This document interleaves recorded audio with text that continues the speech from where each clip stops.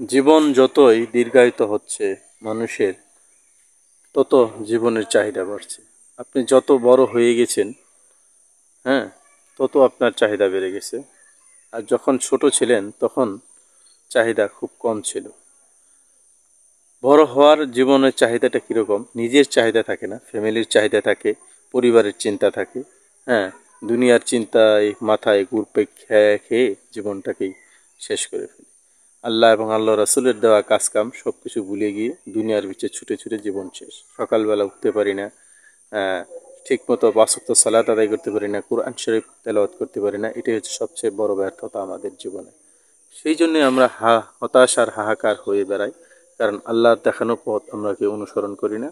আল্লাহর দেওয়া যে নির্দেশ রয়েছে সকালবেলা উঠতে হবে ঘুম থেকে, ৫ ওয়াক্ত সালাতের যে ফজরের সালাত দ্বারা জীবন শুরু করা উচিত আমাদের মুসলিম ভাইদের, সেটা আমরা ভুলে গিয়েছি। কিংবা সকালে উঠলে শরীর স্বাস্থ্য ভালো থাকে, সেটাও ভুলে গেছি। সেই জন্য আমাদের সব কিছু বরকত কমে গেছে, আমরা কিছুই করতে পারি না, শুধু হাহাকার হাহাকার।